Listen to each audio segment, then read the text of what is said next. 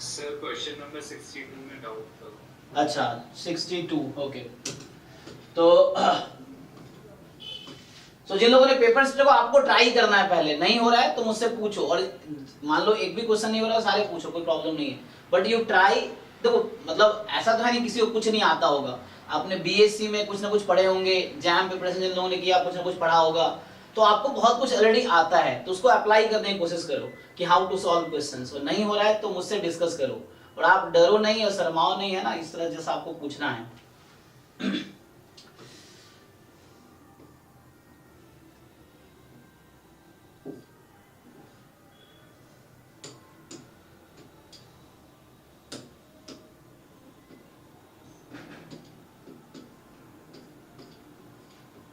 62 है ना, ओके।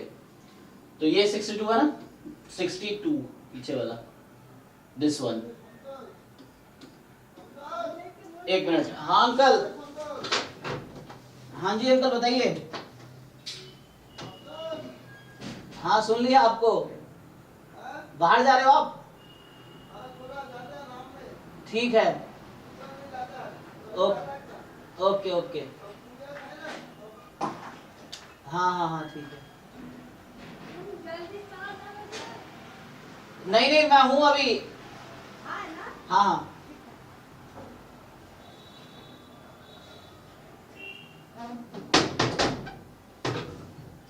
ठीक है जी। सो सी 62 नंबर क्वेश्चन यही है ना, दिस वन। हाँ जी अद्वितीय, इज इट? हाँ sir. Okay. So the moment genetic function of a random variable x is given by this, so what is the probability x more than equal to this? So first of all you have to recognize the MGF. ये जो MGF है, what do you think? ये discrete random variable का MGF है या continuous random variable का MGF है? Continuous. How? Why? How do you know? Discrete का है। हाँ ये एक्चुअली डिस्क्रीट का है। कॉन्टिन्यूअस का होगा then you have to remember कि डिफरेंट स्टैंडर्ड डिस्ट्रीब्यूशन के करस्पॉन्डिंग आपको याद होगा कि what is the, for example for the normal you know e की power mu T plus half sigma square T square, uniform के लिए e की पावर bt माइनस e की power at upon b minus a time t, है ना। सो ये discrete का है। सिंपल अगर आपको डिराइव करके दिखाऊं,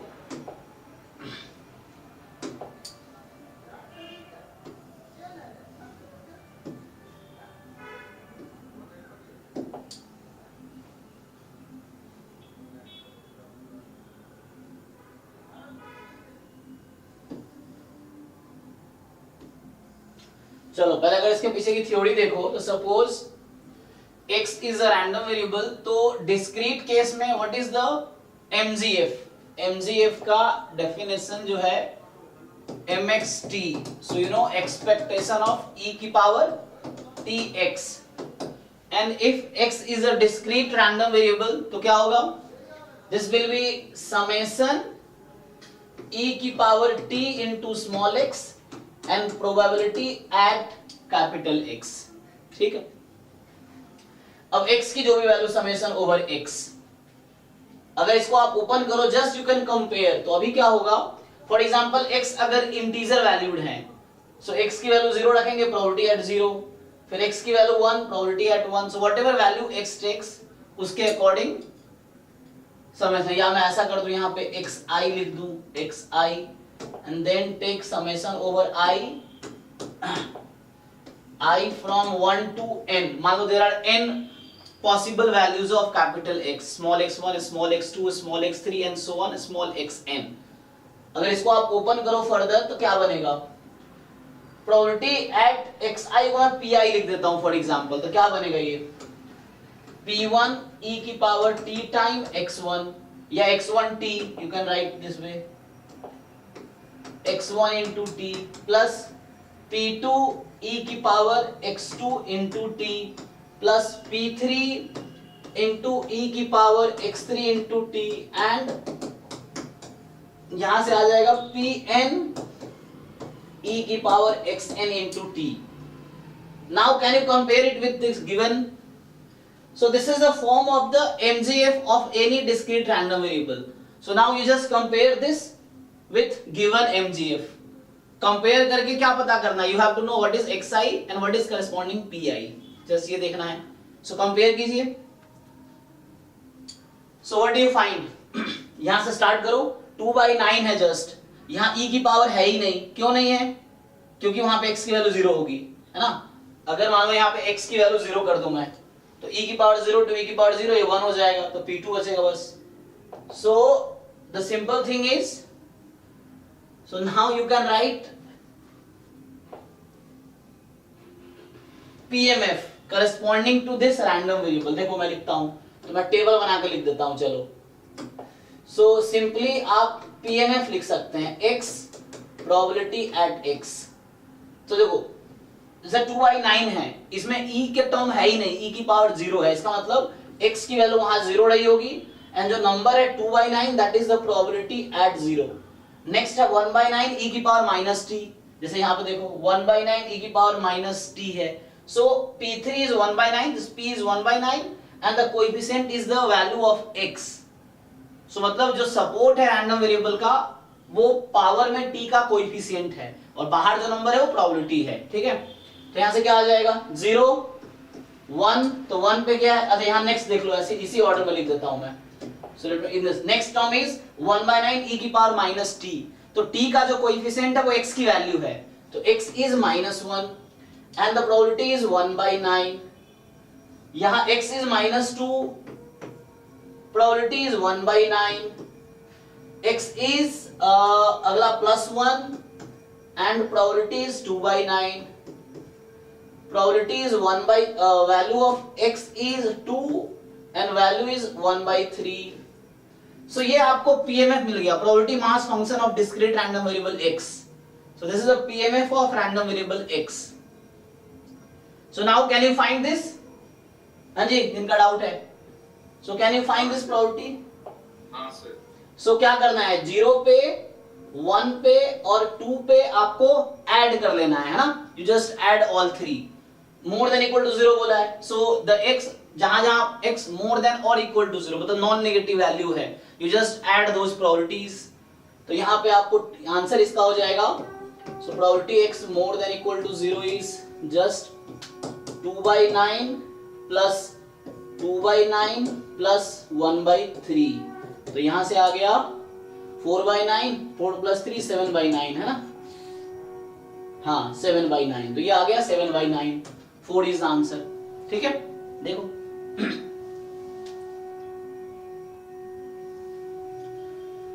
so this is the question number 62, ठीक है। so ये क्वेश्चन था 62 CUET 2023 स्टैटिस्टिक्स पेपर, जो कि 8 जून को हुआ था। लास्ट ईयर 2 बार CUET के पेपर हुए थे, स्टैट्स के दो शिफ्ट में हुए थे, तो एक 8 जून को, एक 11 जून को, तो 2 PYQs है हमारे पास, ठीक है। So you have to solve both, honestly खुद ही सॉल्व करो और खुद इवैल्यूएट करो कि अभी आपका क्या लेवल है। वो जो 75 क्वेश्चन आपके एग्जाम में आएंगे, अगर 2023 जैसा ही रहा सेम, तो आप कितना स्कोर कर पाओगे। You can just evaluate by solving the questions. घर पे 3 घंटे बैठ के, सॉरी अब तो 3 घंटे नहीं, अब आपके पास 1 घंटे 45 मिनट, 1 घंटे हाँ 1 hour 45 मिनट है ना आपके पास। सो 1 hour 45 मिनट्स हैं, उसमें आपको 75 क्वेश्चन सॉल्व करने हैं, जहाँ 25 मैथ्स पोर्शन के होंगे एंड 50 क्वेश्चन स्टैट्स पोर्शन के होंगे। यू जस्ट सॉल्व करके बैठ के देख लो एक बार कितना आपके स्कोर हैं, क्या सीखने की जरूरत है, क्या आपको आता है, इससे एक एनालिसिस हो जाएगी। फिर आपको देखना है क्या क्या सीखने की जरूरत है, उस पर वर्क करो। मुझसे हेल्प ले सकते हो, बुक का हेल्प ले सकते हो, यूट्यूब का हेल्प ले सकते हो, गूगल का हेल्प ले सकते हो, समहाउ सीखना है ये। चलिए हाँ, मॉक एक्चुअली अपलोड हो रहा है, हो भी गया है। तो अभी वो क्योंकि जैम में बहुत सारे मिस्टेक्स रहे हैं, तो अभी हमारे टीम वाले ही पहले उसको सॉल्व कर रहे हैं, तो ऑलरेडी अपलोड हो चुका है कुछ पेपर्स। सो अभी इस बार प्लान ये है, पहले 10 आपको यूनिट वाइज टेस्ट मिलेगा, 10 non PYQ, 10 PYQ, total 30 test होंगे CUET एग्जाम से पहले, ऐसा प्लान है।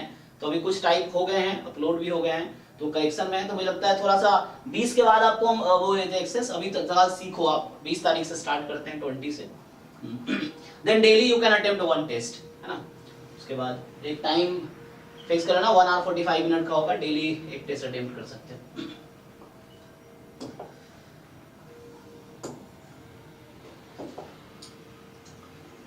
चलिए नेक्स्ट डाउट बताइए। जब तक PYQ कर लो, at least you get the level of mock test में क्या होगा, क्वेश्चंस ही होंगे, तो पहले थोड़े से आप कुछ क्वेश्चन सॉल्व कर लो पीवाईक्यूज के ही, चाहे सीयूईटी 2023, सीयूईटी 2022, ये सब खुद से घर पे थोड़ा सॉल्व करो, इससे आपको एक आइडिया मिल जाएगा किस तरह के क्वेश्चंस आ रहे हैं एग्जाम में।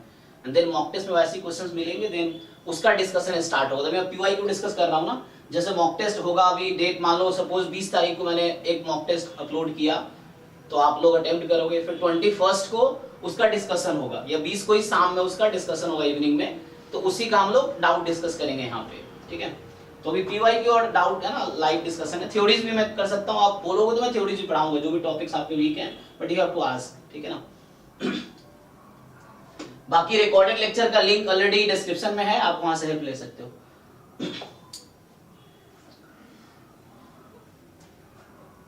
अब क्या हो गया, बहुत समस्या है।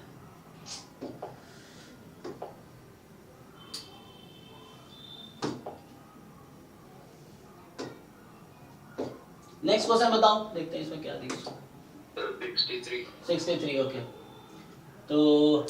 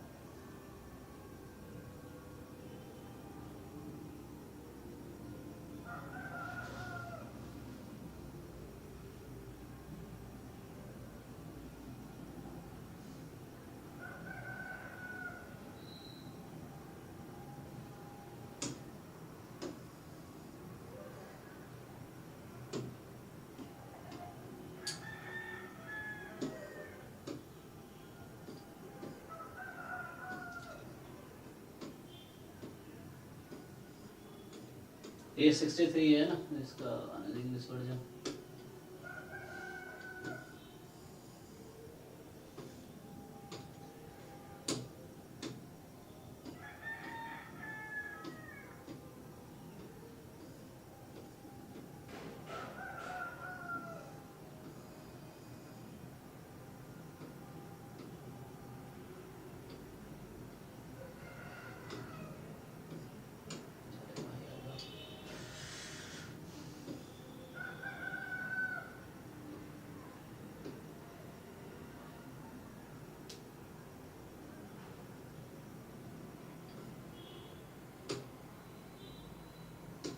कहना क्या जा रहा है कि दिस बर्नौली है, तो संख्या 7 पर तीसरी सफलता प्राप्त करने की प्रायिकता है।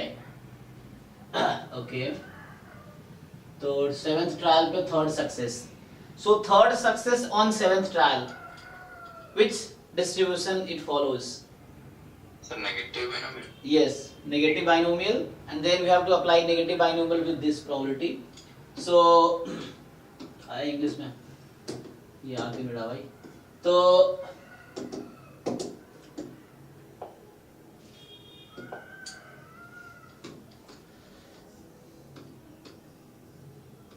इतना 63 in a sequence of Bernoulli half, मतलब देखो बर्नौली ट्रायल होता है, each trial has success probability half and each trial has failure probability half. Bernoulli trial का मतलब ये है कि जितने भी ट्रायल होंगे they are identically distributed and they are independent also. IID trials जो होते हैं और वो बर्नौली ट्रायल्स होते हैं। सो ये मतलब each trial is a Bernoulli trial या each trial has Bernoulli half, वो कह रहा है in a sequence of Bernoulli trials the probability of getting third success as trial number 7, मतलब so now you should know the interpretation of random variable। जो interpretation है like binomial distribution has interpretation कि number of success in n trials। so अभी के जरूरत के हिसाब से मैं थोड़ा सा बैकग्राउंड बता देता हूँ।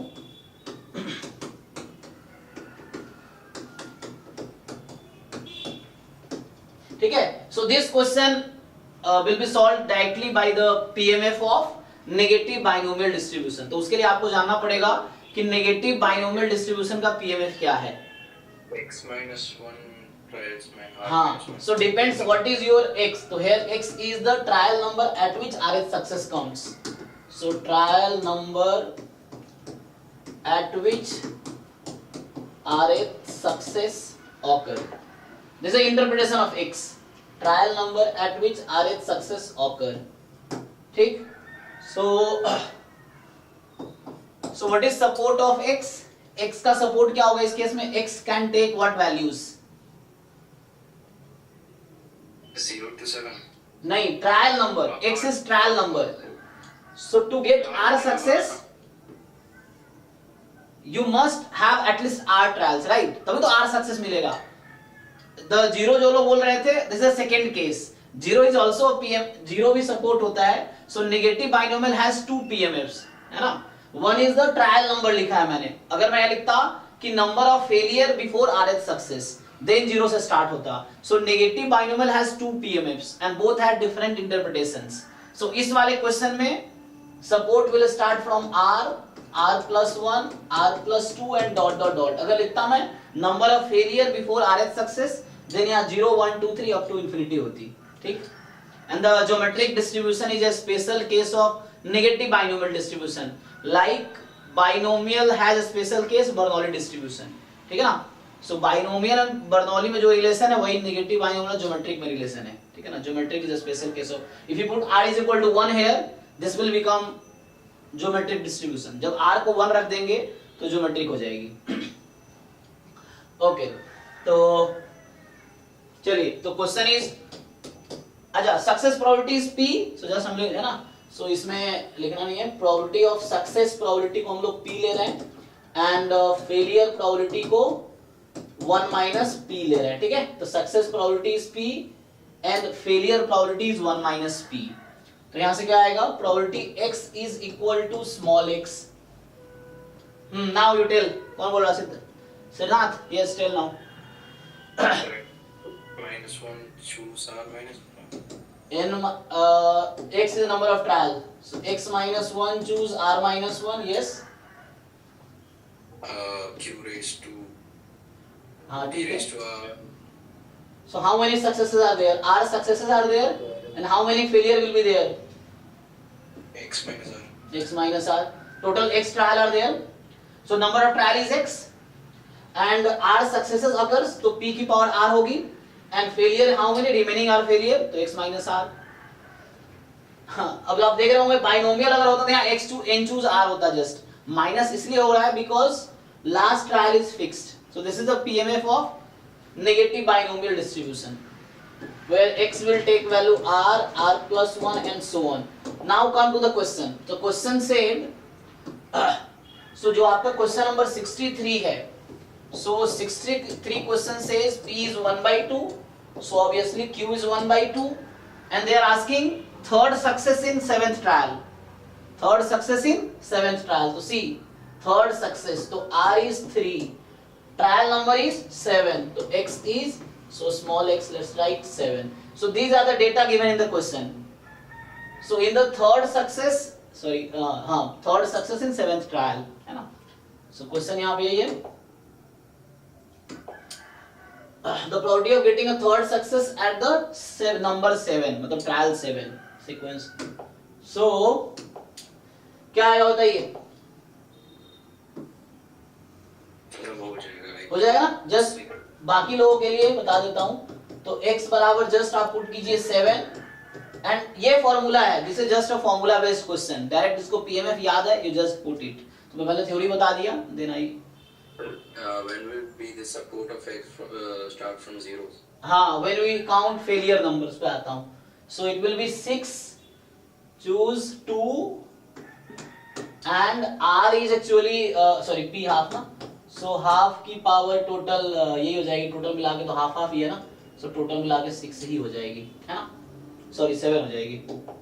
मतलब हाफ की power R is 3 and half की power X minus R is 4. तो total 6 choose 2 is 6 into 5 by 2 और हाफ की पावर 7. देख लो कितना होगा. ये है. सो 3 15 टाइम हाफ की पावर 7। तो आंसर क्या है इसमें देखो, आई थिंक ये ए ऑप्शन होगा, है ना।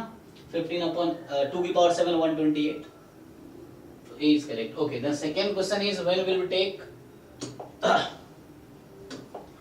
सो जब मेरे पास अगर ऐसा होता है,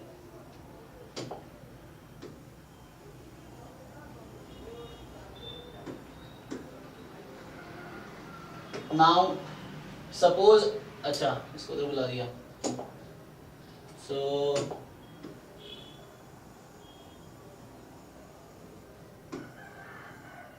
इससे अच्छा मैं इधर लिख देता हूं, देखो।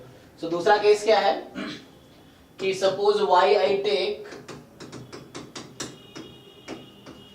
Number of failure before RH success. So number of failure before RH success. So here we are counting failures. So y represent number of failures. पिछले केस में क्या था, ये इस केस में था कि x represent trial number, trial मतलब total number of success plus number of failure मिलाकर ट्रायल नंबर है, और यहाँ हम जस्ट लिख रहे हैं this. So here the y will take value 0 से, नंबर ऑफ फेलियर ना हो सकता है 0 है, 1 है, 2 है, तो 0 1 2 3 डॉट डॉट डॉट, तो ये हो गया। अब यहाँ पे if you find capital Y is equal to small y, सो मतलब small y number of failure before RH success, small y number of failures before RH success. So y is the number of failure, R is the number of success. So what will be the total number of trials now? Failures and success. Yes, y plus R. So same thing you can use, just in place of x you put y plus R. So क्या होगा देखो, so here y plus R minus 1, choose R minus 1, p की power R, q की power, now trial is y plus R, okay, not y is just a failure number. So R times success है, तो failure कितनी बार होगा subtract कर लो, तो y time failure है ना, R times success, y time failure. Now y can take value 0 1 2 up to infinity. So ये this is also negative binomial distribution, the second form of negative binomial distribution.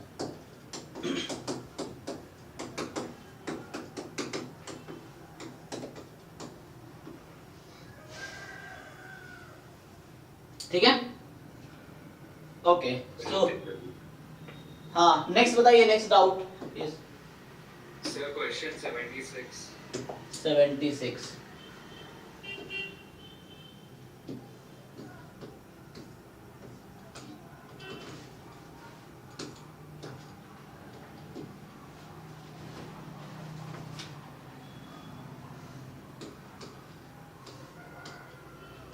76 देखिए क्या है, the joint PDF of two rand. अच्छा, जिन लोगों ने try नहीं किया है, ये डाउट वो लोग पूछ रहे हैं जो ट्राई करके आए हैं। सो मैं पहले ही रिक्वेस्ट करूंगा आप लोगों से कि you first try all solving all questions. एक पेज पे अलग से डायरी में या पेज पे you note down the question number in which you have doubt और you are not able to solve. Then आप लाइव क्लास में मुझसे डिस्कस करो कि आपको क्या डाउट है, क्यों सॉल्व नहीं हो रहा है, या क्या सीखने की जरूरत है। Then you can discuss with me, but solve करो। Your efforts make you successful, not mine. मतलब मेरा थोड़ा सा हेल्प करेगा, आपको ज्यादा हेल्प करेगा आप जितना एफर्ट्स कर रहे हो। तो you have to make efforts, है ना। एग्जाम में भी आपको एफर्ट्स करने हैं, तो घर से तैयारी करोगे तो वहां हेल्प करेगा। सो क्या होगा, द जॉइंट पीडीएफ ऑफ दे रखा है, पूछा है लैम्डा क्या होगा। तो यहाँ जस्ट क्या करना है, it is just based on definition of joint distributions, है ना। तो ये बहुत है ना बेसिक सा क्वेश्चन है डेफिनेशन ऑफ जॉइंट डिस्ट्रीब्यूशन पे। चलिए ट्राई करके देखते हैं। तो हमें क्या करना है, तो आपको ये देखना है कि जॉइंट पीडीएफ का डेफिनेशन क्या है। What is definition of joint PDF, उस पे हो जाएगा। सर, एक्चुअली मुझे ये बेसिक फंडामेंटल पता है इस क्वेश्चन का, पर वही जो डबल इंटीग्रेशन करते हैं ना जॉइंट पीडीएफ का, उसमें मुझे लिमिट्स जो डालते हैं ना, वही मुझे समझ में नहीं आ रहा। ठीक है, करते हैं, चलिए कोई प्रॉब्लम नहीं है। तो हम सीधा सीधा हमें पता है कि क्या करना है। तो definition of joint PDF is, ये जो fxy है इसके इंटीग्रेशन को 1 के इक्वल रख देना है। ये डेफिनेशन हो गया सिंपली, इससे लैम्डा आ जाएगी। और अब मेन है कि लिमिट का, ठीक। तो चलो यहाँ फंक्शन रख दो, ये था लैम्डा एक्स वाई स्क्वायर, ठीक। अब हमें इसका ग्राफ बनाना पड़ेगा, so we have to make graph. यहाँ थोड़ा इंटीग्रल कैलकुलस का रोल आ जाता है, तो हमें क्या करना है, यहाँ पे ग्राफ बनाना है। यहाँ ज्यादातर बच्चों को दिक्कत आता है, तो चलो एक ग्राफ बना लेते हैं। सो हमें इस रीजन का ग्राफ बनाना है, 0 less than 2x less than 3y less than 6, ठीक, इसका ग्राफ बनाना है। तो हमें क्या ग्राफ बनाना है, 0 less than 2x less than 3y less than 6। तो सबसे पहले क्या करते हैं, ग्राफ बनाते हुए जो ग्राफ बनाना, उससे सबसे पहले क्या करना है आपको, जहां जहां इनइक्वालिटी है वहां इक्वालिटी लगा दो। मतलब जैसे हो गया 2x is equal to 0, 2x is equal to 3y and 3y is equal to 6। जहां भी इनइक्वालिटी है पहले इक्वालिटी लेके पहले कर्व ट्रेस कर दो, उसके बाद रीजन सेलेक्ट करेंगे। तो इनइक्वालिटी रिप्रेजेंट रीजन है ना, एंड जो एक ये इक्वालिटी रिप्रेजेंट अ कर्व। तो कर्व पहले बना लेते हैं। तो 2x बराबर 0 मतलब x बराबर 0 and x is equal to 0 means y axis. So this is the graph of x is equal to 0. This is the graph of x is equal to 0. ठीक है। अब यहाँ 2x is equal to 3y है, तो कैसे भी देख लो आप, है ना। So y is equal to, हो सकते हो 2x upon 3, इस तरह से। तो पहले तो ये ओरिजिन से पास कर रही है, तो एक पॉइंट ये है। x को अगर मैं 3 रखता हूं तो y की वैल्यू 2 होगी, तो ये पॉइंट आ जाएगा। रफली ड्रॉ कर रहे हैं, ठीक है ना। So we are drawing just रफली ग्राफ। तो ये था y is equal to 2x by 3 का ग्राफ। नेक्स्ट क्या है, 3y 6 मतलब y इज इक्वल टू 2 आ जाएगा। तो इसका ग्राफ बना लो, y बराबर 2। So this line is y is equal to 2। हो गया ना, सब बना लिया। तो x बराबर 0। अब देखो इसमें क्या हो रहा है,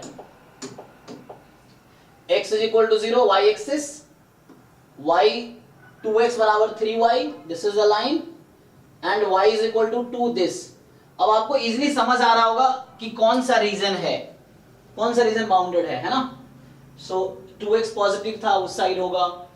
अब कोई पॉइंट लेके भी टेस्ट कर सकते हो इफ यू वांट, अदरवाइज कोई दिक्कत नहीं है।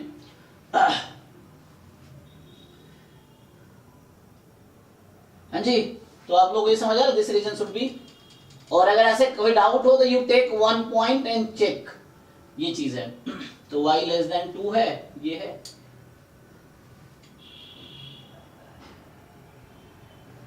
अगर आपको ये चेक करना हो, जैसे यहाँ पे 2x लेस देन 3y है ना, तो इसका रीजन या तो ऊपर होगा या नीचे होगा। So you have to decide. तो कोई भी एक पॉइंट लेके आप डिसाइड कर सकते हो। फॉर एग्जांपल चलो यही वाला पॉइंट देखो, ये 3,0 है, ये पॉइंट 3,0 इसका कोऑर्डिनेट। तो हम इसको इसमें पुट करते हैं, 2x लेस देन 3y है, तो इसमें you just replace x3 and y0, you replace x is equal to 3 and y is equal to 0। so क्या देगा ये, 6 less than 0 which is false, right। तो मतलब सॉल्यूशन इस साइड नहीं है, इस साइड है, तो इसलिए सॉल्यूशन ये हुआ है। so मतलब अगर कभी आपको कंफ्यूजन हो कि लाइन के कौन से साइड सॉल्यूशन होगा, so you take one testing point either side, from either side, like I choose 3 0 and then put this 3 0 into this, and इससे सिंपली आप x को 3 और y को 0 रख दो, तो 6 लेस देन 0 हो जाएगा, जो कि फॉल्स आ रहा है। तो फॉल्स मींस जिस साइड में आपने पॉइंट चूज किया है, solution is not that side. अगर ट्रू आ जाता तो solution is that side only. Okay, now come to the limit of the integral. अब आते हैं लिमिट पे। तो मैंने यहाँ dx dy लिखा है, यू मेरा एक dy dx, दोनों से सेम आंसर आएगा, है ना। So you can solve either way, you can right dx dy और dy dx। डिफरेंस क्या है, अगर dx वाइज x की लिमिट यहाँ आएगी, y की लिमिट यहाँ आएगी। अगर इसको इंटरचेंज करते हो dy dx, तो y की लिमिट यहाँ, x यहाँ, आंसर दोनों से सेम आएगा। But you should know how to write the limit, ये है। देखो जैसे मैं dx dy से कर रहा हूँ, so what will I do, so मैं काम करता हूँ, चलो dx पहले लिखा है मैंने, तो मुझे x के पैरेलल एक लाइन ड्रॉ करनी है।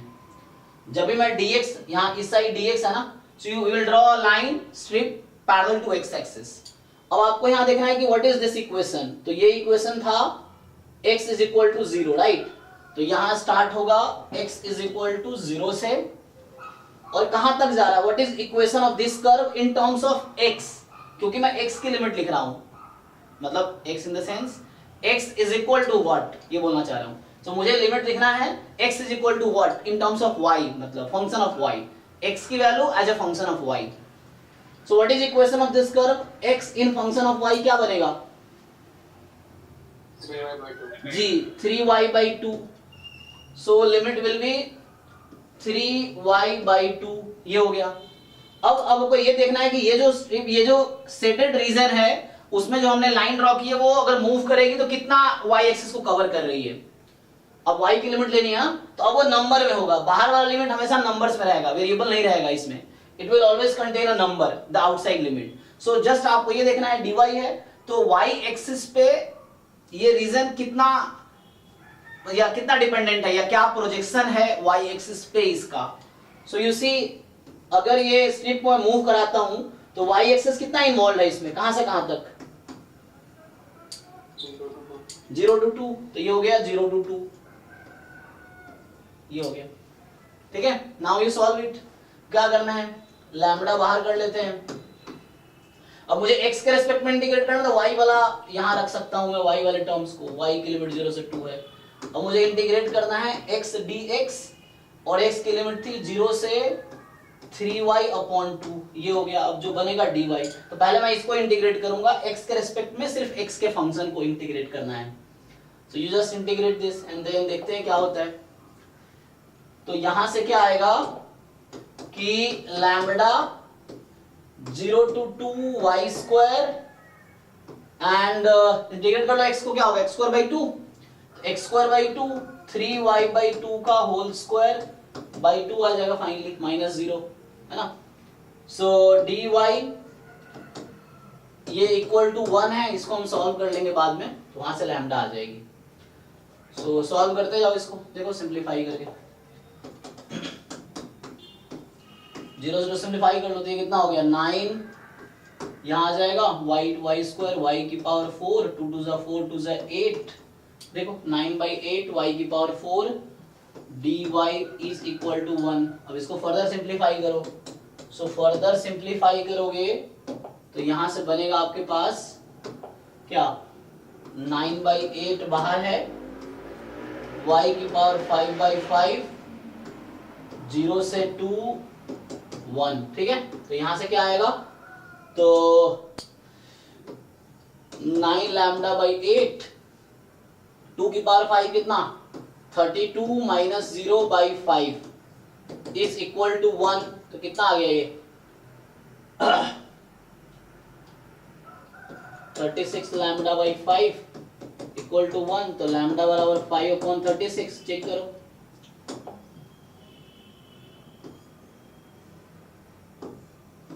कोई ऑप्शन है ऐसा? हाँ सर, थर्ड ऑप्शन, ठीक है, तो third option is right answer. तो ये एक तरीका हुआ। सेकंड वे क्या था, मैंने यहाँ पे dx dy लिखा है, if you want you can write dy dx, double integration lambda xy² dy dx is equal to 1। तो अगर मैं dy dx लिखता तो क्या करता, तो अगर मैं dy dx लिखता तो एक वर्टिकल लाइन ड्रॉ करता मैं, अगर मैं dy पर लिख रहा हूं तो एक वर्टिकल लाइन ड्रॉ करूंगा या वर्टिकल स्ट्रिप ड्रॉ करूंगा। अब देखूंगा इसका जो कर्व है, मतलब जिस कर्व को ये टच कर रहा है बाउंड्री अपने एंड पॉइंट पे, एक लाइन ड्रॉ किया। अब ये वाले कर्व y के टर्म में क्या है ना, अब ये सोचना है कि y के टर्म में ये क्या है, क्योंकि y लिख रहा हूं मैं, तो मतलब y की वैल्यू x के फंक्शन में क्या है। सो y इज इक्वल टू यहाँ है 2x/3 एंड ये जो दूसरा बाउंड्री है ये y में क्या है, तो y इज इक्वल टू 2, तो इसकी लिमिट हो जाएगी 2x/3 से लेके 2 तक, 2x/3 से 2 तक एंड x। अब फिर से वही चीज, so when you move this line, ये जो सेडेड रीजन है इसको मूव कराऊं मैं, तो ये x एक्सिस पे कितना, मतलब इसका प्रोजेक्शन x एक्सिस पे क्या होगा, अगर ऊपर से देखे तो x एक्सिस पे कितना कंट्रीब्यूशन है इसका, तो मतलब समझ रहे हो ना, ये जो सेडेड रीजन है अगर इस लाइन को मैं मूव कराता हूं तो लेफ्ट साइड में कहां तक जा सकती है और राइट साइड में कहां तक आ सकती है। सो व्हाट इज कंट्रीब्यूशन, बताओ x की लिमिट क्या होगी 3 था ना, तो 0 से 3 होगा, यहाँ पे 3 रखा था मैंने क्योंकि y2 था, ये कर्व है, तो 0 से 3। अब इसको भी सॉल्व करोगे still lambda will be same, वही आएगा 5/36 इंटीग्रेट करना है। तो इस तरीके से किसी भी तरीके से करो। अब देखो होता क्या है, कभी कभी आपको you have to understand sometimes we have to write as a sum of two integrals. ऐसा क्यों होता है? जैसे मैंने वर्टिकल लाइन ड्रॉ की है, तो ये जो upper curve lower curve common है, दे डिडंट चेंज, है ना। या पहले मैंने हॉरिजॉन्टल लाइन ड्रॉ किया था तो लेफ्ट राइट कर्व कॉमन है। ऐसा टू इंटीग्रल का सम कब लिखना पड़ता है? जब कोई एक कर्व चेंज हो रहा हो, अपर कर्व अलग अलग कर्व आ जाए, डिफरेंट कर्व्स आ जाए। तो वैसे क्वेश्चंस भी मिलेंगे आपको। Then you have to write sum of two integrals. यहाँ सिंगल इंटीग्रल में काम हो गया। Sometimes you may have to write sum of two integrals. चलिए तो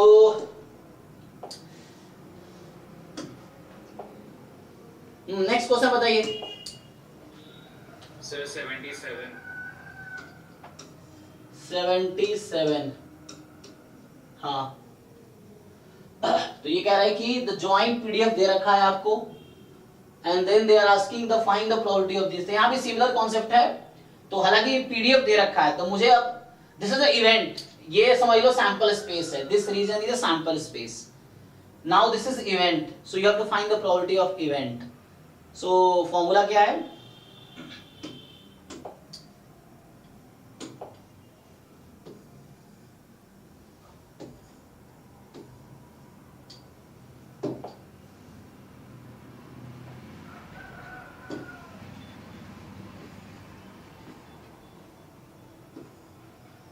क्या होगा? तो यहां से अब आपको क्या करना है, फिर से ग्राफ ड्रॉ करना पड़ेगा। You have to draw graph and then अब यहाँ कई ऑप्शंस हैं। You can find marginal of y, then you can find this probability कि y मोर देन 5/4 कह रहा है। डायरेक्टली भी हो जाएगा, जॉइंट से भी। सो हाँ, one thing you can do, you find margin of y। तो y के मार्जिन के लिए यहाँ x के लिमिट लिखनी पड़ेगी, तो उसके लिए आपको ग्राफ ड्रॉ करना पड़ेगा। चलो मैं ग्राफ ड्रॉ कर देता हूं। सी सो किसका ग्राफ? सपोर्ट का। इसको सपोर्ट बोलते हैं। सपोर्ट मतलब यहाँ पे एज अ सैंपल स्पेस है, ठीक है। So this is support of random variable, मतलब अभी के केस में हमारे लिए सैंपल स्पेस है। सो क्या करना है, देखो y 1/x से ज्यादा है, x से कम है, तो अगेन सेम थिंग। जब भी इनइक्वालिटी का ग्राफ ड्रॉ करना हो, you first make the graph of equality. Means हमें क्या करना है, y is equal to 1/x और y is equal to x, इसका ग्राफ ड्रॉ करना है। We first have to draw graph of, ठीक है ना, y is equal to x and y is equal to 1/x। इधर x इज इक्वल टू 1 और x की वैल्यू 1 से इंफिनिटी तक है, वो देख लेंगे। अभी पहले इसका ड्रॉ करते हैं। तो y is equal to x सब लोग जानते हैं, y is equal to 1/x का ग्राफ ये होता है। पैराबोला है, xy is equal to 1, rectangular hyperbola बोलते हैं ना। हाँ, सो ये ग्राफ होगा y is equal to 1/x का, दिस वन। अब यहाँ पे क्या है, इन दोनों को सॉल्व कर लो। अब तुम्हें अगर जानना है ये कौन सा पॉइंट है, मतलब what is the coordinate of this point. So guess नहीं करना है, you don't guess on the this. आपको मैथमेटिकली एग्जैक्ट डिसाइड करना है कि what is the intersection point. तो वो कैसे डिसाइड करते हैं? So you have to solve these two equations simultaneously. So 1/x is equal to x, x² is equal to 1, x is plus minus 1। हालांकि यहाँ भी है, इसका दोनों साइड ग्राफ रहता है। जब x नेगेटिव है तो y नेगेटिव होगा, जब x पॉजिटिव है y पॉजिटिव होगा। सो ग्राफ टू पार्ट में होता है। ये y is equal to 1/x का ग्राफ जो है, one part is this, other part is this. So कहना क्या जा रहा है, they are intersecting at two places, one at one, एक बार +1 पे और एक बार -1 पे, ठीक है। एक बार +1 पे और एक बार -1 पे। तो ये आपके इंटरसेक्शन पॉइंट है, x बराबर +-1। और क्या करना है अब? सो एक्चुअली इसने बोल दिया x मोर देन 1 लेना है, तो नेगेटिव साइड नहीं लेना हमें, x more than 1। So this is the line, फिर से बोल रहे हैं यार x मोर देन 1 है, तो हम पहले x इज इक्वल टू 1 का ग्राफ ड्रॉ करेंगे। So we first draw graph of x is equal to 1। सो x इज इक्वल टू 1 का ग्राफ यही होगा, मतलब this is the curve x is equal to 1। इसने कहा मोर देन 1, इधर चला जाएगा, and y is between 1/x and x. y is between 1/x and x. So y is between 1/x and x. तो 1/x इधर है, ये x किधर है, ये। So y is between 1/x and x, ठीक है, and more than 1. So this is the reason. See, ये जो मैं सेट कर रहा हूं, this is the sample space of this joint PDF, sample space of this joint PDF, ठीक है।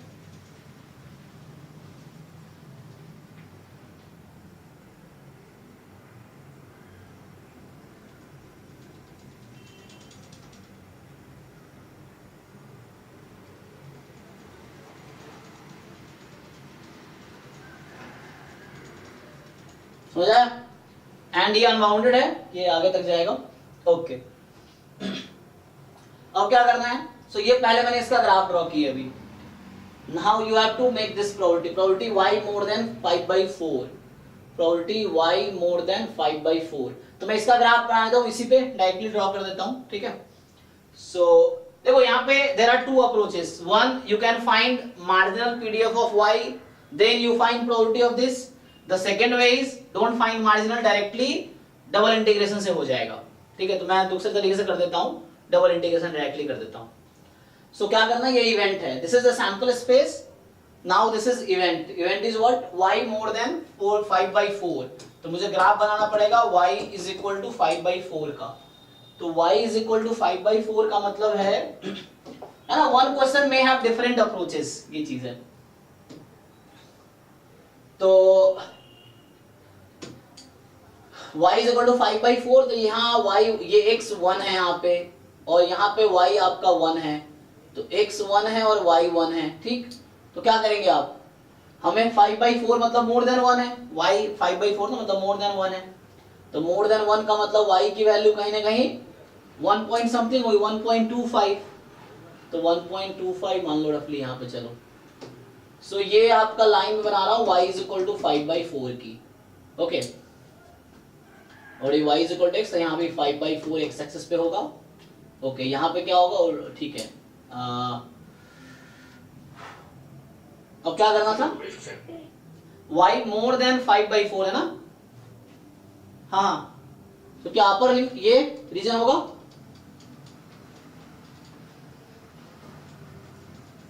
सो हमें इस जो ब्लैक में सेट कर रहा हूं, इस रीजन की प्रोबेबिलिटी बतानी है, जो ब्लैक रीजन है इसकी प्रोबेबिलिटी बतानी है, ठीक है।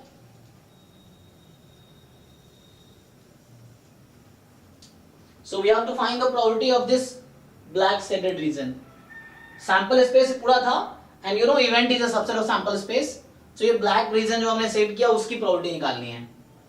So how to find? So अब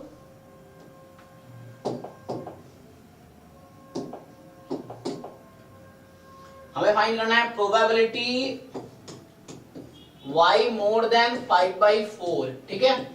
So double integration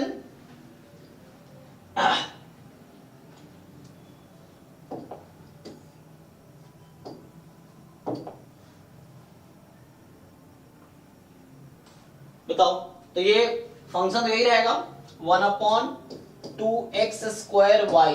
now again it's up to you, आपको dx dy लिखना है या dy dx लिखना है। So we have to integrate over the black region जो इवेंट है हमारा y मोर देन 5/4। क्या लिखो बताओ, dy dx या dx dy, क्या चाहते हो? Sir dx dy। चलो dx dy करते हैं। सो dx dy करेंगे, सो ठीक है। अब तो हमें क्या करना है, पहले x की लिमिट लिखनी है, तो मैं x के पैरेलल लाइन ड्रॉ करूंगा। तो इसका एक बाउंड्री है x is equal to y, और अगली बाउंड्री फिक्स नहीं है क्योंकि ये अनबाउंडेड रीजन है, तो मतलब x की वैल्यू होगी y से लेके इंफिनिटी तक। अब देखना है इसका y एक्सिस पे कितना कंट्रीब्यूशन है, ये जो स्ट्रिप बनाया, लाइन ड्रॉ किया, ये कितना y पे कहां से कहां तक जाएगा, ये रीजन, इसका प्रोजेक्शन y एक्सिस पे कहां तक, 1 से लेके ये कितना रीजन कवर करेगी। इसको अगर तुम मूव कराओगे, है ना, ये जो स्ट्रिप बनाया हॉरिजॉन्टल, इसको मूव कराओगे तो इट विल कवर ये यहां से स्टार्ट होके कहीं तक, तो 1 y बराबर 1 से इंफिनिटी तक कुछ भी हो सकता है। सो 1 से इंफिनिटी तक। अब आप इसको क्या करो, जस्ट सिंप्लीफाई कर लो, you just integrate it.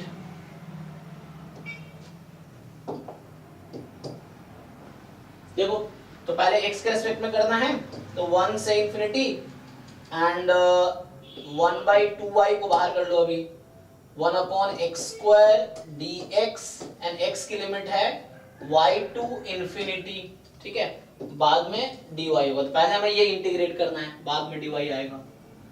So now यहां से आ जाएगा 1 टू इंफिनिटी 1/2y 1/x² का integration -1/x and then limit put करोगे तो फाइनली जी y का लिमिट ओ यस यस, हाँ हाँ मैंने गलती कर दिया, यस यस, क्योंकि वो लाइन हमने देखा था कहाँ है, यस यस, ये लाइन कौन सी लाइन थी, यस ये लाइन इज 5/4 एक्चुअली, हाँ मैंने यहाँ मिस्टेक कर दिया है, तो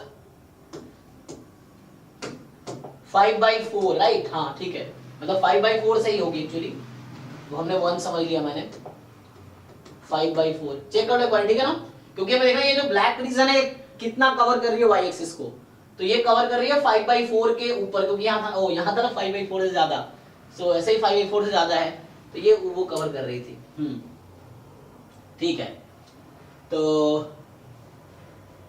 ठीक है ना, तो यहाँ भी 5/4 से होगा, 5/4 से इंफिनिटी एंड 1/x² का इंटीग्रेशन -1/x, पुट करो अपर लिमिट माइनस है ना, तो ये थे 1/y बन जाएगा, ये चेक करो 1/y बन जाएगा 10 एंड dy, उसके बाद तो अब हो गया तुम्हारे पास 1/2y² dy 5/4 से लेके इंफिनिटी तक, तो कितना आ जाएगा 1/y² की लिमिट -1/y, ठीक है, और ये हो जाएगा 5/4 से लेके इंफिनिटी तक, सो कितना आ जाएगा ये,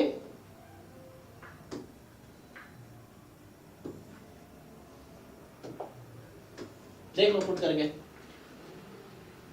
सो 0 हो जाएगा पहले, minus minus plus 1/2 time 5/4, so I think कितना हो गया ये, 2 कैंसिल हो जाएगा, 2/5 आंसर होना चाहिए, चेक करो कोई ऑप्शन है, यस थर्ड ऑप्शन, ठीक है, तो ये हो गया, तो यहाँ हमने y का मार्जिनल फाइंड नहीं किया है ना, तुम ये भी कर सकते हो, पहले मार्जिनल निकालो देन यू इंटीग्रेट, मार्जिनल को इंटीग्रेट करो, मैं डायरेक्टली ज्वाइंट से ही कर दिया, ये इवेंट है तो इसको ग्राफ बना लिया इस पे एंड देन उस रीजन पे जो ये इवेंट है इस रीजन पे इंटीग्रेट कर दिया ज्वाइंट पीडीएफ को, सो ये हो गया। तो यहाँ पे कॉन्सेप्ट क्या यूज हुआ है, एक तो पिछले क्वेश्चन में हमने ये यूज किया है पहला चीज कि fxy is joint PDF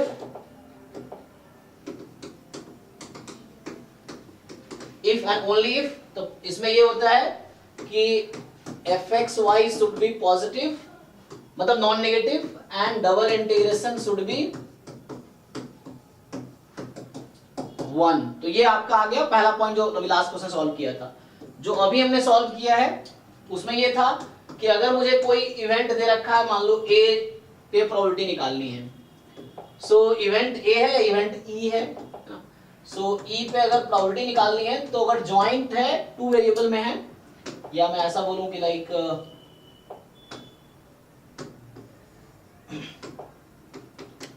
x, y belongs to e, मैं अगर ऐसा बोलूं तो ये हो जाएगा integration over e f of x, y dx dy, है ना, ये रीजन ओवर e, तो ये हमने यूज किया अभी, सो ठीक है, सो अभी लास्ट 2 क्वेश्चन इन दोनों कॉन्सेप्ट पे हुए हैं, एक में ये यूज किया जी, the marginal PDF concept. Margin निकालो, मार्जिन कैसे निकालते हैं, if you want to do that way, so how to find marginal of y, पहले आपको y का मार्जिनल निकालना पड़ता, so how will you, X step. हाँ तो x के रिस्पेक्ट पे इसको इंटीग्रेट करो, जो भी x की लिमिट है ग्राफ में देखो, सपोर्ट में ये सैंपल स्पेस में सैंपल से पहले देखना है कि what is the limit of x and उस पे फिर यहाँ से फंक्शन ऑफ y आ जाएगा। अब अगर फंक्शन ऑफ कुछ भी आ गया ना, तो अगर ये निकल जाएगा देन जैसे प्रोबेबिलिटी था हमारा कि प्रोबेबिलिटी y बिलोंग्स टू, मान लो y है ना मोर देन क्या था 5/4 था, लेट्स से यही था ना, हाँ, सो यहाँ कुछ नहीं है तो आपको फिर ये करना पड़ेगा, पहले वो कैलकुलेट करो, सो वहां हमने 2 डबल इंटीग्रेशन एक साथ किया, वही चीजें अब अलग अलग होंगी, है एक ही चीज, सेम चीजें अब सेपरेटली होंगी, तो यहाँ पे आएगा कितना 5/4 से इंफिनिटी, यहाँ dy ना, तो ये आ जाएगा। सर मार्जिनल में हम लिमिट्स कैसे निकालेंगे, आप बता सकते हैं कि ये लास्ट क्वेश्चन में जैसे हमको सपोर्ट दिया था x हाँ। और y का, उससे हम मार्जिनल में लिमिट कैसे निकालेंगे? ये है ना सपोर्ट पे, देखो तो हमें क्या करना है, तो इसमें तो हमें क्या करना है, y का मार्जिनल निकालना। चलो इसी में देखो मार्जिनल फाइंड करते हैं। So if you want to find marginal, तो हमें y का मार्जिनल चाहिए, तो मुझे इंटीग्रेट करना है ये फंक्शन जो है 1/2x² y के रेस्पेक्ट में, ठीक। अब देखो ग्राफ में देखो कि y की लिमिट क्या है। सो ग्राफ में, अच्छा मुझे सॉरी मैं क्या कर रहा हूं, ये मिस्टेक, मार्जिनल y कैसी है ना, तो हमें इंटीग्रेट करना होगा x के रेस्पेक्ट में, यहाँ सही लिखा है ना मैंने, हाँ मार्जिनल y कैसी है, x के रेस्पेक्ट में इंटीग्रेट करना होगा, तभी y का मार्जिनल आएगा, ठीक है। यहाँ y है, दिस फाइन। तो हमें x के रेस्पेक्ट में इंटीग्रेट करना है। नाउ सी, अब जब लिमिट लिखोगे ना, सो होगा क्या, ये हमारा सपोर्ट था, ये सैंपल स्पेस था, this was the sample space.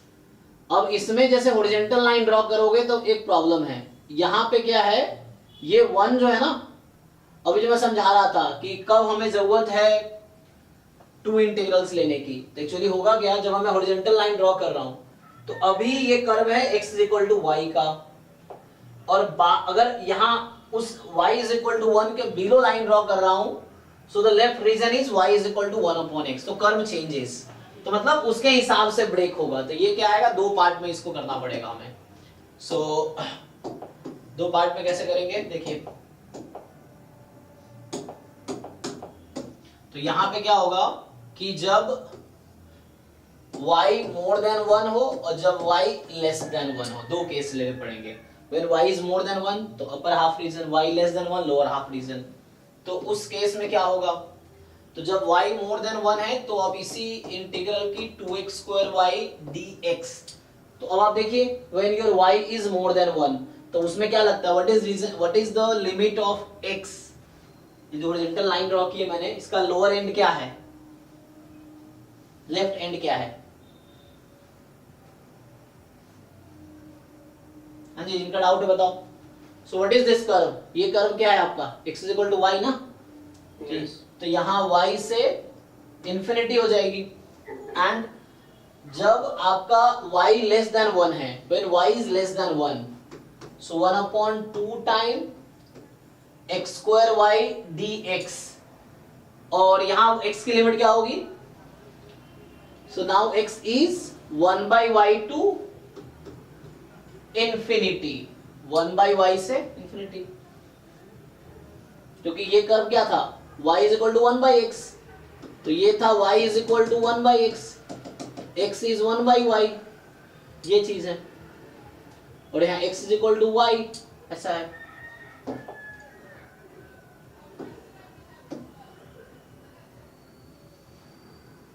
Now अभी आपको जो प्रोबेबिलिटी पूछा गया उसमें क्या किया गया है, सो इसको सिंपलीफाई करो, एंड देन जो प्रोबेबिलिटी अभी पूछी गई है कि प्रोबेबिलिटी y more than 5/4, सो देखो y more than 5/4 है, 5/4 more than 1 है, तो इसीलिए यहाँ पे ये वाला यूज होगा। अगर लेस देन होता तो उसमें ये यूज होता, तो 2 पार्ट्स में है। सो नाउ यू इंटीग्रेट, ठीक है ना। सो पहले इसको इंटीग्रेट करके देखो क्या आएगा, हमने ऑलरेडी कर रखा है यहाँ पे। सो यहाँ पे क्या किया था, अच्छा यहाँ पे किया ना अभी, यहाँ देखो y से इंफिनिटी ले रखा है ना हमने, तो यहाँ क्या निकल के आया था, ये आया था 1/2y², तो ये क्या है अभी निकल के आएगा 1/2y² निकल के आएगा, क्योंकि ये हमने ऑलरेडी कर रखा है इंटीग्रेशन, यही तो था, देखो ध्यान से। देखो अभी 2 बार अलग अलग इंटीग्रेट करेंगे, वो चीज हमने पहले ही किया है। सो ये चीज यहाँ पे आके ये सिंप्लीफाई होके ये आ गई, तो 1/2y² आ जाएगा dy, और y की वैल्यू 5/4 से इंफिनिटी आ जाएगी, ठीक है, तो ऐसा आ जाएगा। सो कितना होगा, तो हो जाएगा, ठीक है, इसको सॉल्व करो सेम आंसर आएगा। तो आंसर क्या आएगा आपका, वही जो पहले आया था 5/3 था, 2/5. So you will get 2/5 answer.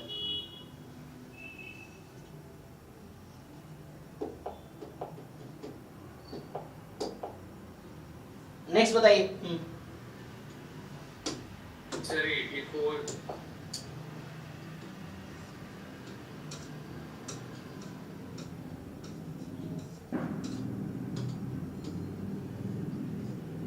Sir 84 question कोई थ्योरम है क्या? देखते हैं 84th.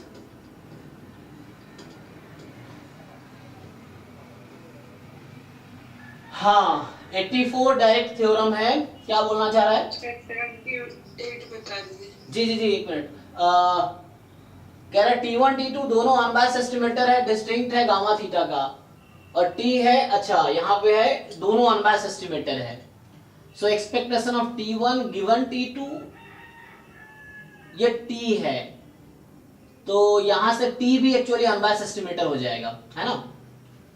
मतलब T is also unbiased estimator. आप यहाँ पे एक्सपेक्टेशन दोनों तरफ लगा देंगे, so expectation of T is equal to expectation of T1 आ जाएगा, एंड T1 इज अनबायस्ड, तो ये अनबायस्ड हो जाएगा. सर UMBU से ये हो जाएगा. हाँ उसको यूज कर सकते हैं, हालांकि UMBU में हमें डायरेक्ट हो जाएगा ना कि ये मोस्ट एफिशिएंट एस्टिमेटर होता है, expectation of T1 given T2. Yes, लेकिन उस केस में T2 पे क्या रहता है कंडीशन? सफिशिएंट होना चाहिए, सफिशिएंट के लिए, है ना. लेकिन यहाँ पे इन्होंने अनबायस्ड कहा है. हाँ यस यस यस, वो राव ब्लैकवेल है, जब वो सफिशिएंट गिवन होगा तो राव ब्लैकवेल है ना. राव ब्लैकवेल उसमें अगर आपके पास अगर सफिशिएंट एंड कंप्लीट दोनों हो गया तो वैसा हो जाएगा, तो UMBU बन जाएगा T. सो बट स्टिल मुझे लगता है या तो एक काम कर सकते हैं हम लोग कि जैसे इस तरह क्वेश्चन थ्योरेटिकल है, अल्लाह मुझे लगता है ऑफिशियल आंसर की में देखो फिर भी मुझे लगता है आंसर वही होगा, 2 वाला ही होगा, क्योंकि अनबायस्ड दोनों हैं, वेरिएंस सेम रहेगा. तो एक काम कर सकते हैं, इसको हम लोग चेक कर सकते हैं. कैसे? कुछ एग्जांपल लेके. मतलब ऐसे डायरेक्ट कोई थ्योरम मुझे याद नहीं आ रहा है, ऐसा डायरेक्ट कोई थ्योरम है. ये थ्योरम बनता जब वो हमारे पास सफिशिएंट होता T2, तो राव ब्लैकवेल बन जाता. ये है. सो क्या करना है आपको,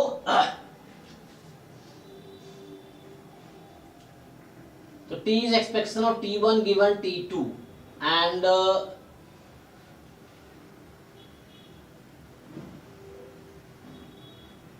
चलो कोई एग्जांपल ले लो. मान लो कोई डिस्ट्रीब्यूशन ले लेते हैं एंड देन x1 x2 मान लो, तो E of x1 given x2. Okay,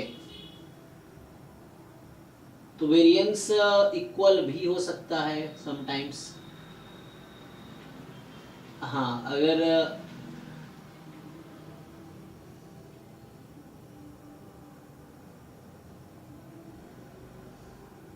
two distinct unbiased estimators हैं, है ना, तो इक्वलिटी तो सब वेरिएंस ऑफ T बराबर variance of T1, variance of T बराबर वेरिएंस ऑफ T2, D तो नहीं होगा, है ना.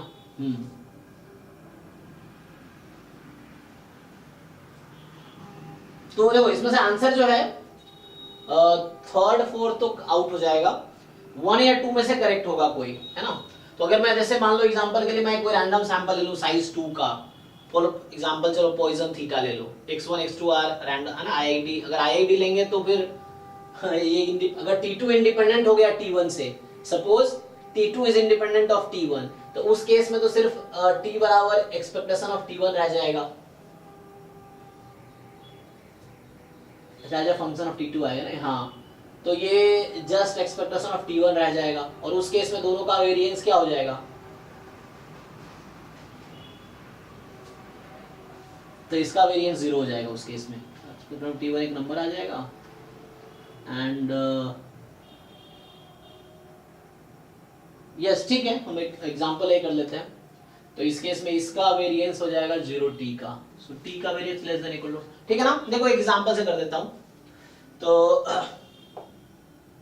जैसे इस तरह क्वेश्चन ट्रिक्स ये है कि आपको प्रूफ नहीं करना है, just you take some example और उसके हिसाब से इसको एलिमिनेट कर दो, आप ऑप्शंस को एलिमिनेट कर दो।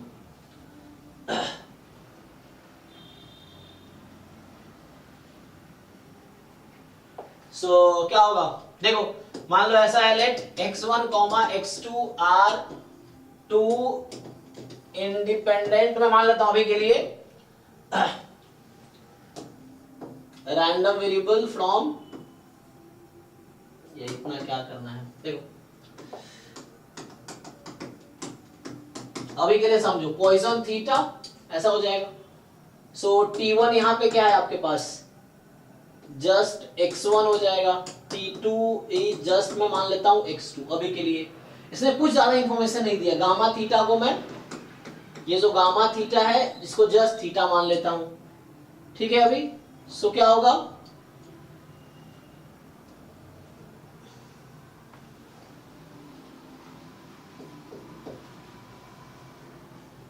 अब बताओ इसके अकॉर्डिंग क्या लग रहा है, what is correct according to this situation, इन चारों में से कौन सा ऑप्शन आउट हो जाएगा, चेक करो।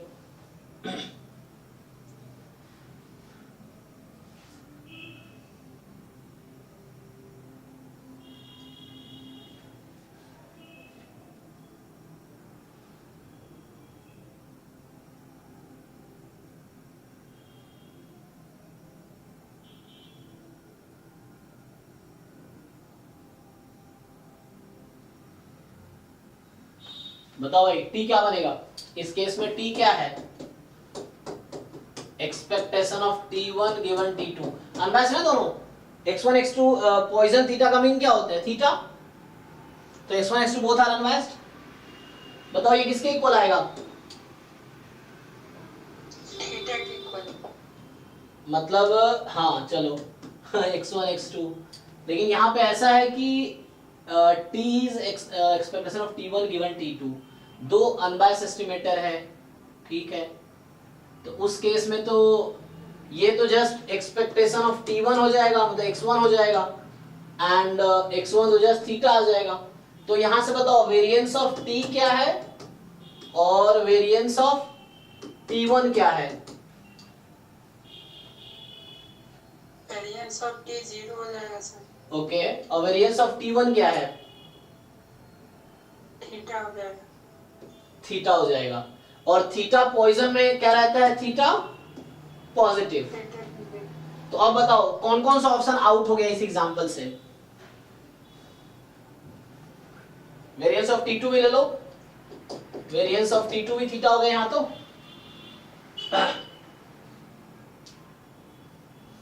चेक करो।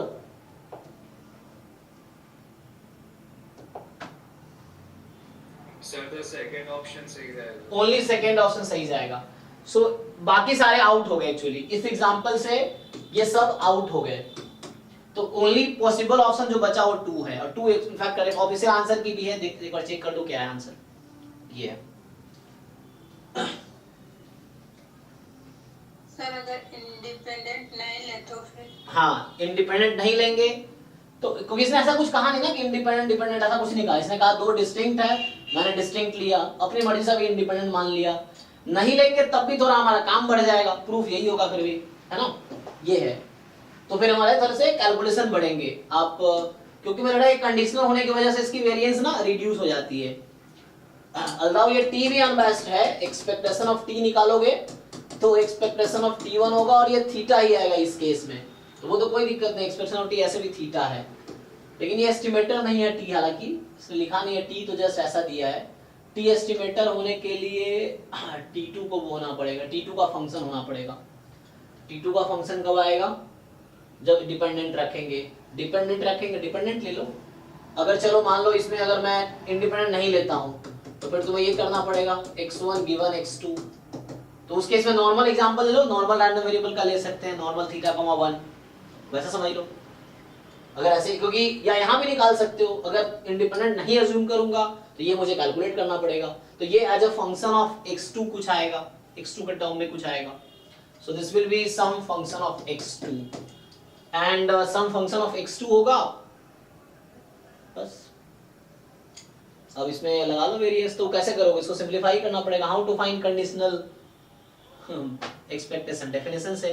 सो फिर पहले तुम्हें कंडीशनल पीएमएफ निकालना पड़ेगा या पीडीएफ निकालना है? पीडीएफ फाइंड करना। हाँ, तो यहाँ पीएमएफ निकाल उससे कर सकते हो, या अगर तुम्हें इंडिपेंडेंट लेना है तो चलो मान लो यहाँ पे x1 x2 है, इंडिपेंडेंट नहीं है, दोनों नॉर्मल थीटा कॉमा 1 है, मान लो ऐसा है, तो इसके बीच का कुछ वो होगा, इंडिपेंडेंट नहीं है तो कोरिलेशन कोएफिशिएंट भी आएगा। तो उस केस में तुम देख लो यहाँ से x1 तुम्हारा t1 है, x2 तुम्हारा t2 है, तो t आ जाएगा expectation of x1 given x2, और इसका तो फॉर्मूला भी हमारे पास है ऑलरेडी, है ना, तुम्हारे पास इसका फॉर्मूला है, वो लिख सकते हैं। तो फॉर्मूला लिखेंगे तो क्या होगा,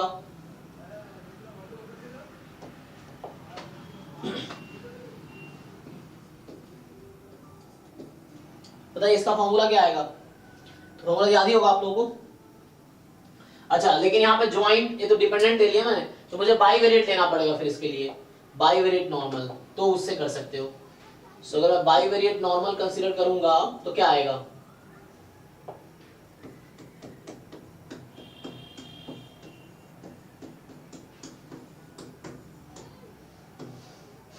मान लो वेरिएंस 1 1 ले लिया, 1 1 रो मान लो हाफ ले लिया एग्जांपल के लिए। अब कैलकुलेट करो तो इससे निकाल पाओगे ना इजीली, अब तो ऐसा हो जाएगा क्योंकि x1 x2 दोनों वो है हाँ सर, अनबाउंड, तो यहाँ से निकालो, फिर उसके बाद हाँ फिर वेरिएंस निकाल लो, वेरिएंस ऑफ हाँ t क्या आएगा, और वेरिएंस ऑफ t1 जो कि मैंने x1 बोला रखा है, तो हालांकि यहाँ पे मैंने 1 ले लिया है इसको, ये है, और देखो इसका वेरिएंस क्या आता है, फिर कंपेयर करो, वेरिएंस ऑफ t2 भी मैंने 1 ले रखा है। तो ये तुम कर सकते हो ऐसे एग्जांपल से, है ना, क्योंकि प्रूफ एग्जाम में करने का टाइम नहीं है, तो आपको t2 निकालो वेरिएंस का, नहीं तो वही है। सो बस ये तुम्हें कैलकुलेट करना है यहाँ से, पहले तो ये निकालो, ये फॉर्मूला पता ही आप लोगों को क्या होता है भाई, बताओ, कंडीशनल मीन, उसमें μ1 प्लस रो, फिर सिग्मा 2 बाई सिग्मा 1, तो 1 ही हो जाएगा, फिर x2 माइनस μ1, तो x2 गिवन है, x2 minus mean of, sorry x2 ना, यही है। अब इस पे लगाओ वेरिएंस क्या आएगा बताओ। So now you take variance over this. 1/4 variance of x2। x2 का वेरिएंस कितना है 1, 1/4 आ गया। अब देखो कंपेयर करके, क्योंकि वो तो x2 का वेरिएंस तो 1 ही है ना, तो बताओ यहाँ से प्रूफ क्या हो गया, again variance of t is less than variance of t1, ये हमने टिक किया है।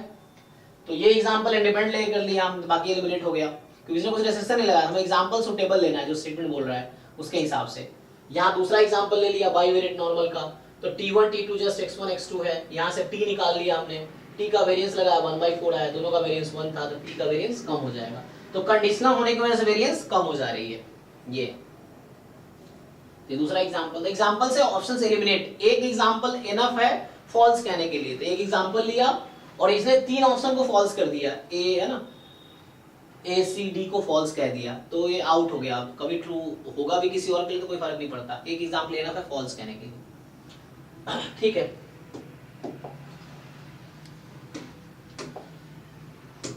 नेक्स्ट बताओ। 78 देख लीजिए। हाँ अच्छा 78,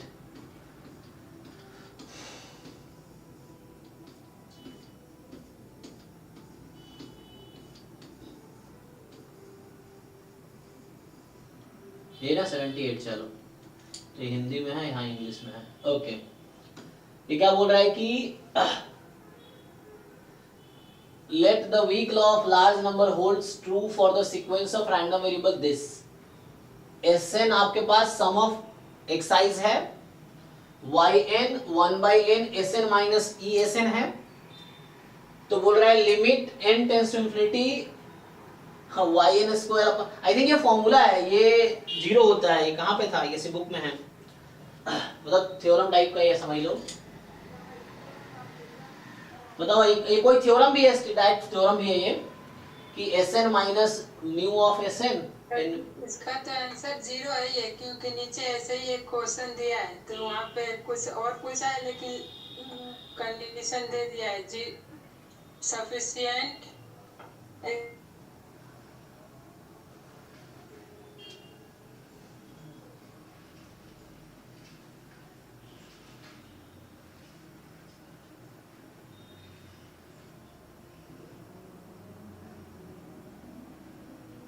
आवाज नहीं आई, ठीक है ना। तो ये डायरेक्ट कोई रिजल्ट है, किसी बुक में मैंने देखा था, इधर रोहतगी या गुप्ता कपूर में किसी बुक में ये डायरेक्टली है। तो फिर से इसको है ना, क्योंकि इसने ऐसा कुछ कहा नहीं है कि कौन सा डिस्ट्रीब्यूशन है, तो फिर से तुम्हें क्या करना है कि एग्जांपल कंसीडर कर लो अपने हिसाब से, कोई डिस्ट्रीब्यूशन मान लो, क्योंकि ये जनरल क्वेश्चंस हैं, ये हमें किसी डिस्ट्रीब्यूशन के लिए सेम ही आंसर देगा, डिफरेंट आंसर नहीं देगा, क्योंकि इसने कहा है कि एनी डिस्ट्रीब्यूशन यू टेक, तो तुम कोई भी अपनी मर्जी से पॉइजन थीटा ले लो, एक्सपोनेंशियल थीटा ले लो या नॉर्मल ले लो, उस हिसाब से ट्राई टू कैलकुलेट। फिर वो sir variance of Sn by n square ही होगा सर, ओके। और कहां पे जो limit expectation of yn square वो वाला variance of Sn by n square ये शायद थोड़ा घुमाना पड़ेगा। हाँ, वो के अनुसार 0 आएगा। तो ऐसा करो कोई ये डिस्ट्रीब्यूशन बन जाए, ये yn कुछ ऐसा बनाओ कि ये डिस्ट्रीब्यूशन बन जाए। तो एक काम करते हैं, मतलब इसका मुझे वही करना, प्रूफ लिखना पड़ेगा, तो उसके लिए मैं बुक एक बार बता सकता हूँ रेफरेंस। सो ये कहाँ है, एक मिनट रुको मैं बताता हूँ तुम्हें। तो कॉन्सेप्ट समझा देंगे। हाँ एक minute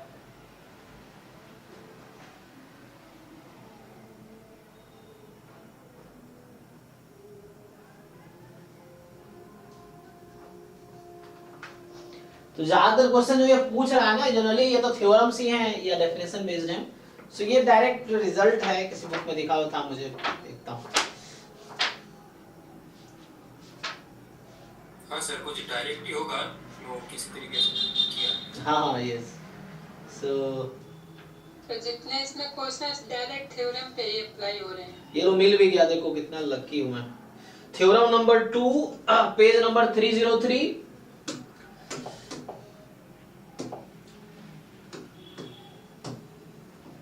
theorem number 2 page number 303, book का नाम है वीके रोहतगी एंड AKMD सैलह, ठीक है। इस बुक में है, ये कह रहा है कि मतलब थ्योरम पे सीधा सीधा इन्होंने थ्योरम को ही क्वेश्चन बना दिया। So let xn be a sequence of random variable yn is 1 by, अच्छा yn यहाँ पे इन्होंने रखा है x बार को, तो ये कहना चाह रहा है कि necessary and sufficient condition for the sequence to satisfy weak law of large number is that expectation of yn square upon 1 plus yn square must be, limit must be 0, ये दे रखा है। तो यहाँ भी कुछ खास नहीं है, क्योंकि इसमें इसी का एक्सटेंशन होगा आगे, तो आगे इसका एक्सटेंशन देख लेते हैं। तो प्रूफ यहाँ कर रखा है, you can see the proof, proof भी दे रखा है, थ्योरम 2 है ना, इस थ्योरम है और उसका प्रूफ भी है पेज नंबर 303 पे।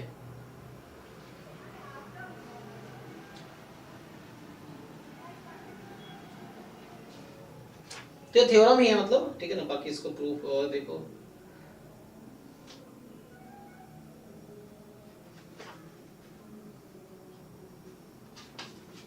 तो आपके लिए क्या डिफरेंस है इसमें, ये देख लेते हैं कि थ्योरम से क्या डिफरेंस है। यहाँ पे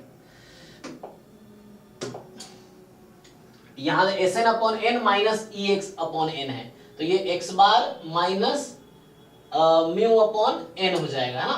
तो जैसे अभी मैं कोई ऐसा डिस्ट्रीब्यूशन है जहां मीन 0 कर दूं, अगर मैं इस ऑप्शन को मतलब अगर ट्रू करवाना है तो मैं मान लूंगा सैंपल कहां से ले रहे हैं, नॉर्मल मतलब मान लो 0 कॉमा समथिंग है, थीटा है या 0,1 है, let's say sequence of random variable ना, तो मैं नॉर्मल 0,1 ले लेता हूं, ठीक।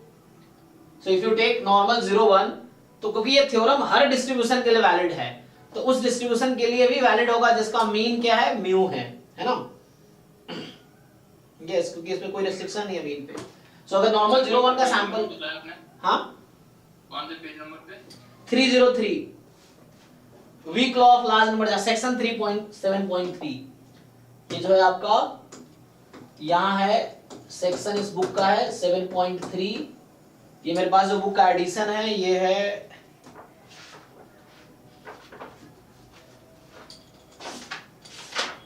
थर्ड एडिशन है मेरे पास, ठीक है ना। थर्ड एडिशन में 303 पेज पे 303 है, 303 सेक्शन 7.3, टॉपिक ये weak law of large number, section का नाम है, ठीक है ना। तो it will work directly theorem पे इन्होंने इधर उधर किया है बस। सो वही डायरेक्ट थ्योरम है। प्रूफ देखना, you can see the proof. हालांकि हो सकता है आपको ज्यादा दो समझ ना आए, क्योंकि ये थोड़े से वैसा एब्स्ट्रैक्ट है। मार्कोव इनइक्वालिटी यूज किया है और एक इवेंट बनाए हैं। हाँ, मार्कोव इनइक्वालिटी समहाउ यूज किया है। बाद में इंटीग्रेशन किया है, ठीक है ना।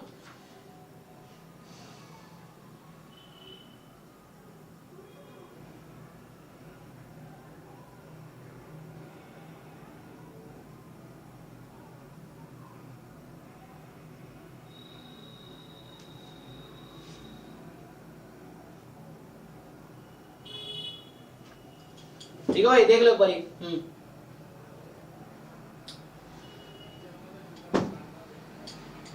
सो डायरेक्ट स्टेटमेंट है, उस पे हो जाएगा, क्योंकि प्रूव करना तो ज्यादातर क्वेश्चन वही बोल रहा हूं, डेफिनेशंस या थ्योरम्स या फॉर्मूले बेस्ड क्वेश्चंस हैं। नेक्स्ट बताओ। क्वेश्चन 74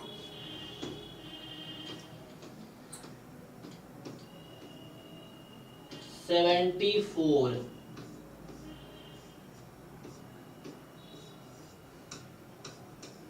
जी, तो इंग्लिश में यहाँ पे है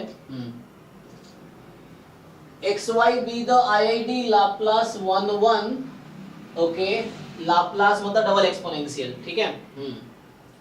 तो the MGF of 2x minus y is, so simply आपको क्या करना है, पहले तो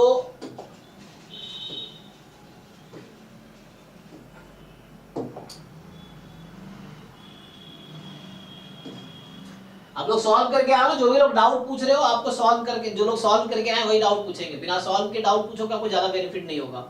जब आप ट्राई करके आओगे तब डाउट पूछो, बेनिफिट रहेगा। इसलिए अभी PYQ कर रहे हैं, बाद में मॉक टेस्ट स्टार्ट होगा अभी कुछ दिन बाद, 2-4 दिन बाद, तो फिर मॉक टेस्ट का डिस्कशन स्टार्ट हो जाएगा। फिर PYQ का भी टेस्ट, ये सब अभी टेस्ट में भी अपलोड हो रहा है, जो पेपर में डिस्कस कर रहा हूँ ये आपको वहां भी मिलेगा। 10 PYQ 10 नॉन PYQ टेस्ट रहेंगे, तो उसमें ये सब भी वहां एक आपको लिखा आएगा कि PYQ है। तो यू कैन अटेम्प्ट कि आप 1 आवर 45 मिनट में कितने कर पाते हो, तो वहां आप खुद को इवेल्युएट कर सकते हो। और PYQ एग्जाम से पहले कम से कम 4, 5, 10 बार कर ही लो, जितनी बार करोगे उतना बेनिफिट है, क्योंकि उससे सीखने को मिलेगा, उसी कॉन्सेप्ट पे नेक्स्ट एग्जाम में क्वेश्चन आएगा। कुछ सिलेबस चेंज नहीं हो रहा ना, सिलेबस कॉमन है, तो कॉन्सेप्ट्स वही हैं। तो अगर PYQ एटलीस्ट 4-5 बार तो कर ही लो। मैंने जामिया बच्चों को बोला था, जो ढंग से करके गया उनका एग्जाम ठीक हुआ है ना। सो PYQ 4-5 अगर कॉन्फिडेंट हो, तो तुम सारे क्वेश्चन के कॉन्सेप्ट पता है, अप्रोच पता है, how to solve, then exam में भी कुछ नया नहीं आएगा, सब आपका देखा हुआ होगा। ये चीज है, या at least you will be able to solve. चलिए, तो ये क्वेश्चन जो है ये कह रहा है कि X Y be IID Laplace, पहले बताओ डबल एक्सपोनेंशियल का, सो लाप्लास लैम्बडा और म्यू रहता है ना, तो इसका जो PDF होता है, कोई बताओ जी क्या होगा इसका PDF, देख के बताओ। 1/2b। ठीक है, हाँ चलो ठीक है, 2b, हाँ 2b 1/2b exponential minus mod x minus mu upon b। ठीक है, तो यहाँ जो b है ना, म्यू लैम्बडा जैसे मैं लिखा, तो b इन्होंने बोला तो वो b के टर्म में लिख दो, कोई दिक्कत नहीं। तो इस तरह से है।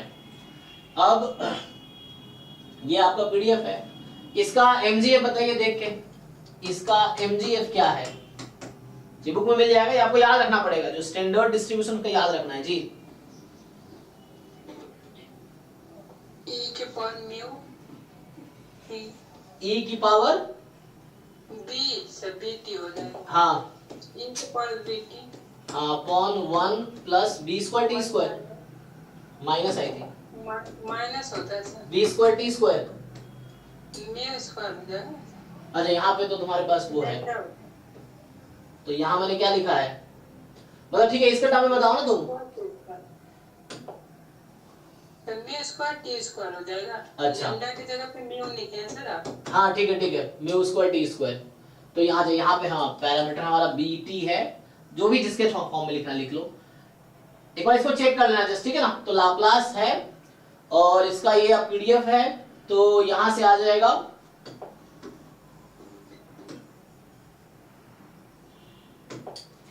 e की power bt 1 minus mu square t square. सो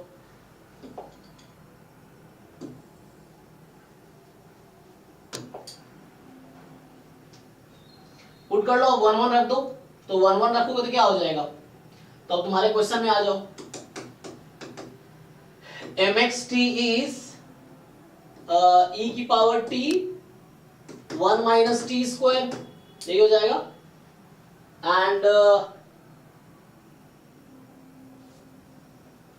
myt भी यही होगा, e की power t 1 minus t square. अब पूछा क्या है आपसे, 2x माइनस वाई का mgf। सो अगर मैं 2x का mgf लिखता हूं तो क्या होगा, ये यही होता है ना, t की जगह 2t रख दो, so you replace t by 2 time t, यहां से क्या आ जाएगा, replace t by 2 times t, तो आ जाएगा e की पावर 2t अपॉन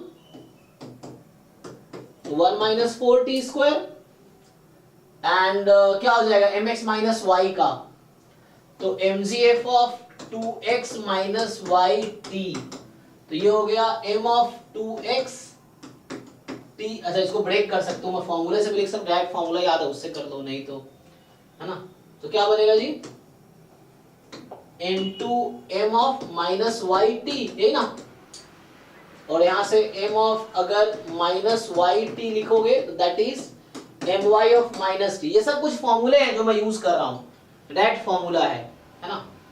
सो क्या आ जाएगा, तो यहां से अगर आप सॉल्व करोगे तो कितना आएगा, तो ये डायरेक्टली यहाँ t की जगह माइनस टी रख दो, मतलब सो आ गया आपके पास e की power 2t upon 1 minus 4t square, ऐसा कुछ, एंड इनटू में अब माइनस y है ना, तो माइनस y मतलब t की जगह माइनस टी रखोगे, ये इसके ये फॉर्मूला यूज करके, एक तो ये फॉर्मूला है एक ये फॉर्मूला है, तो इसको यूज करो, सो e की power minus t upon 1 minus t square ही रहेगा।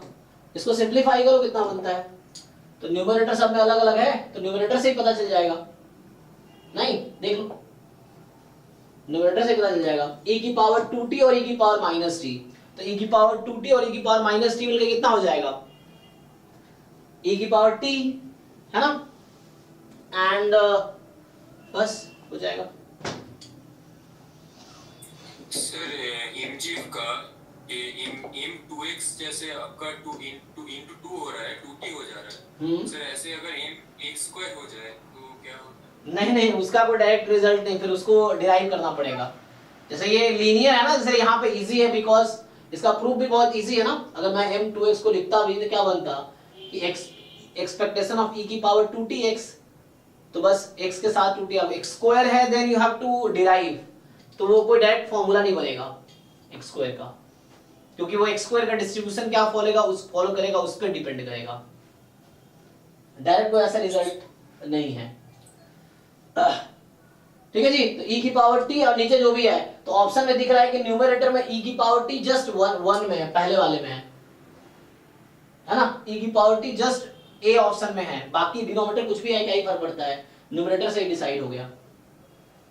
सर mgf के फॉर्मूले में e की पावर ut आता है और नीचे यहाँ भी आता है, डिपेंड करता है पैरामीटर आप क्या ले रहे हो, ये इंटरचेंज हो जाता है ना, बुक में अलग अलग नोटेशंस रहते हैं। इस हिसाब से भी अच्छा इस अगर पीडीएफ x माइनस म्यू है तो म्यू ऊपर ही आता है, तो यहाँ पे e की पावर म्यू टी अपॉन वही मुझे ऐसा कुछ याद था b स्क्वायर t स्क्वायर वाला, तो ये आ जाएगा, उसने बताया तो उसने चेंज कर दिया, इसलिए इसने 1 1 कर दिया ताकि कंफ्यूजन ना हो, है ना।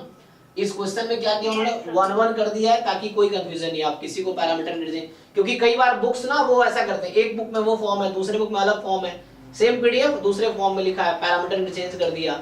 जैसे गामा में अक्सर ये कंफ्यूजन रहता है कि किसी में गामा अल्फा बीटा, किसी बीटा अल्फा, किसी गामा 1 बीटा है, कहीं 1 अल्फा बीटा है, अलग अलग फॉर्म बना रखा है, तो उस तरह से बुक्स के हिसाब से कंफ्यूजन होता है, जो लोगों को याद रहता है वही यूज करता हूं मैं ना। सो दिस इज फाइन, मतलब करस्पॉन्डिंग टू दिस पीडीएफ ये आपका आएगा, बट चेक कर लो बाकी लोग, और कोई कंफ्यूजन या गलतियां हो तो बताओ।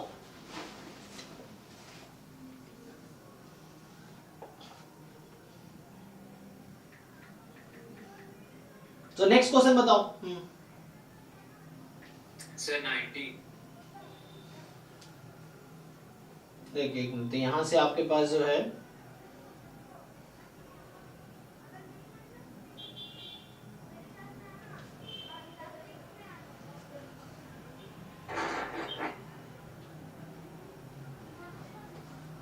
ओके 90 है ना। तो